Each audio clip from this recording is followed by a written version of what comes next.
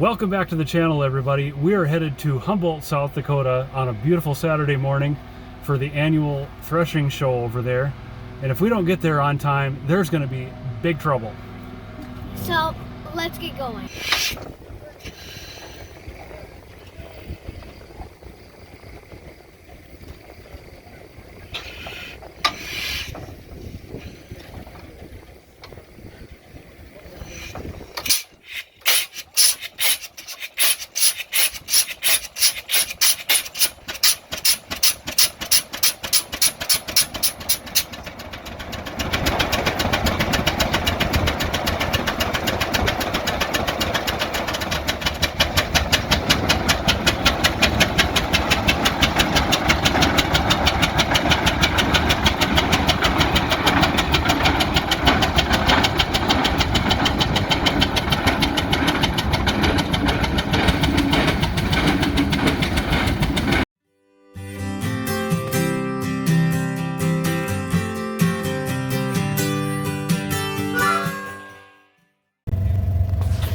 Used to be the knock on these things on international harvesters was we had to actually mount the tractor to start the PTO. This is a Model M, and I'm not familiar enough to know actually where the PTO control is. There's a lever here that looks like it might engage the rear PTO, but like on a John Deere, you'd two-cylinder, you'd set the brake, and then you'd have your hand clutch so you could engage the power takeoff by just sliding the hand clutch forward, and you wouldn't have to actually mount the tractor to start power. But there's other things that IH tractors are better at than John Deere's or hand clutch type tractors anyway.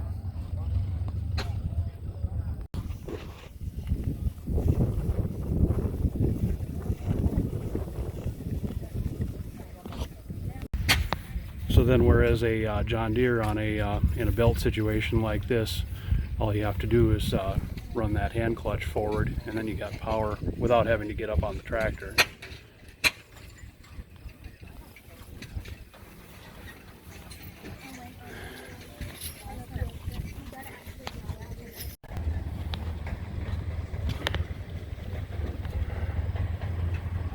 Green or red, take your pick.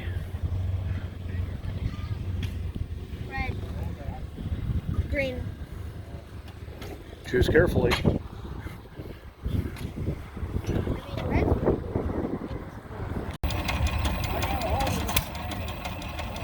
A Farmall cultivator tractor and a single cylinder stationary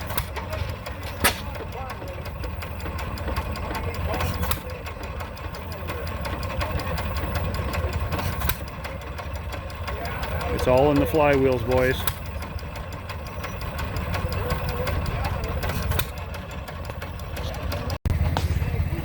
Put your butt there.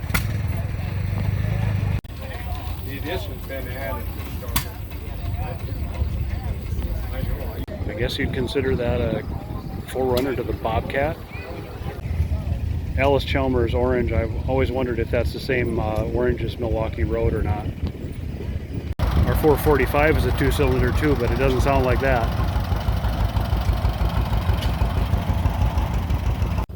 One time I asked my grandpa Dennis about tractors on steel wheels back in the day and how they did on roads, and his response was something to the effect of people didn't look where they drove back in the day. So far, if I had my pick, this would be the machine. And probably out of the two cylinders here so far, this Model A. Okay, so maybe I'm a little indecisive here. Here's my new favorite, the 70 John Deere. Out of the two cylinders anyway. Here's a weathering project for you. I believe you call that patina. Really nice unrestored original here. Looks like this has been working for a living until recently. The guy sprung for the deluxe Roll-O-Matic front end. So one tire goes up, the other tire goes down, and it smooths out the ride for you a little bit when you're out plowing or disking or whatever you're doing in the field.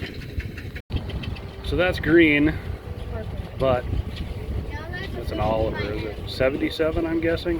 Probably somebody's pulling tractor. A nice looking unrestored original. Who'd ever thought back in the day that the case name would survive so long? Fling that poo, Sassy. Flinger.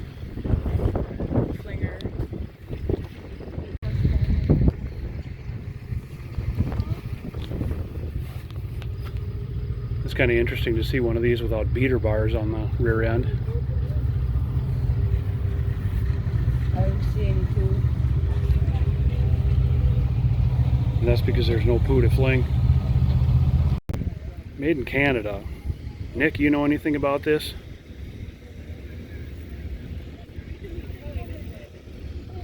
Gambles. 4020 with a power shift rated. Best chore tractor ever. That one's even a side console. Nice.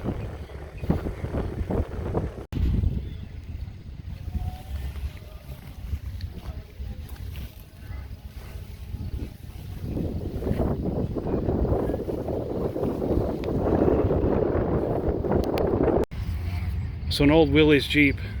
Modern Jeeps are for people that what? Like to buy accessories. There's a cold-blood plow tractor if I've ever seen one. You even have a 3-point hitch on this old 730. Pretty cool. Why doesn't ours sound like that?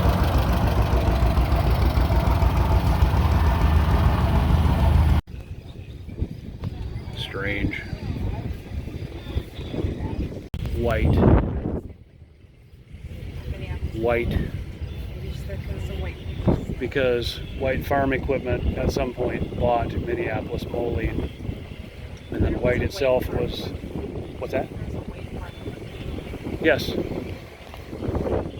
Whenever you see a John Deere, well, any model John Deere 2-cylinder, the earlier ones look like this. They're what they call unstyled, and I believe this is, I think, pre-war.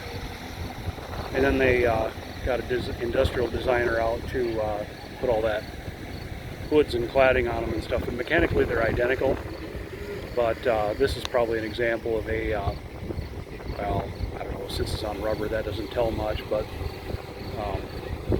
maybe a later production unstyled A.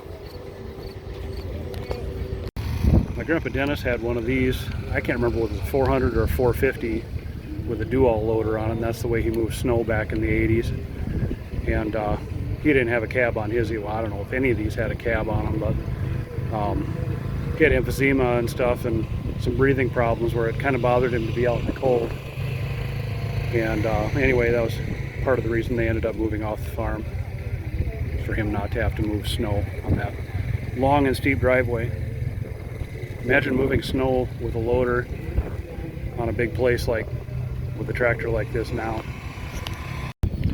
So here are the plow boys, I guess. A couple of 430s, a couple of 120s, and a 332 here. These are all set up with 3-point hitches and ready to plow.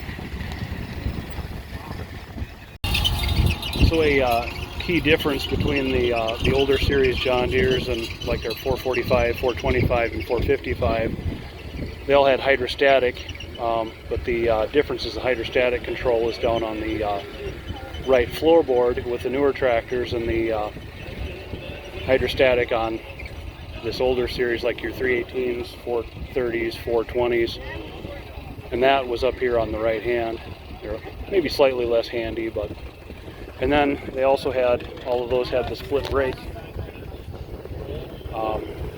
which I don't know if many people care too much about that with the use of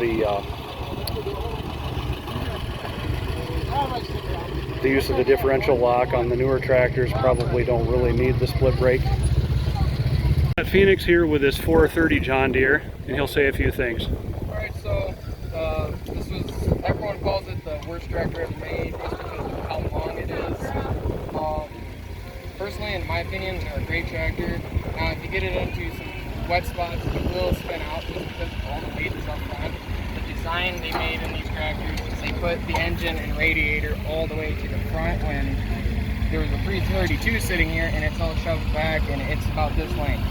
So it's a better iconic tractor to be using. If you want it for better use, I would get a 332, but if you want to be the odd guy out, get a 430 because they're just cooler than everything else. Cool. So, and it's got its option with a 3-point hitch on the back, and it's got a 12-inch Brindley plow. And you can, if you look at the one in the back here, my buddy has. He has front weight bracket. He's got a custom hood stack, wheel weights, starter weights, LED lights underglow. It's got the 3-point rear hydraulics and a rear wheel. So it's a very good setup, outfit for going to any little plow day. The whole package. Whole package. Neat. Thanks for showing us these. Not a problem. So it looked like we're corn shelling here earlier.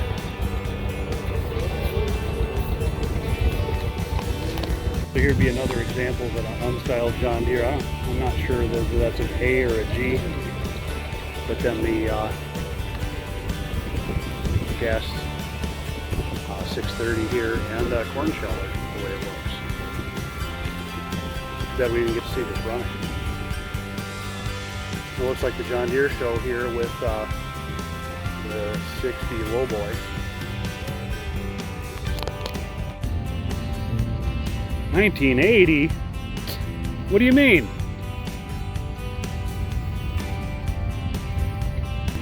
So the Minneapolis Moline Model Z was also a hand clutch, like the green 2 cylinders, and it happened to be on the same side of the tractor. As I remember, you could swing that seat around based on where you needed it.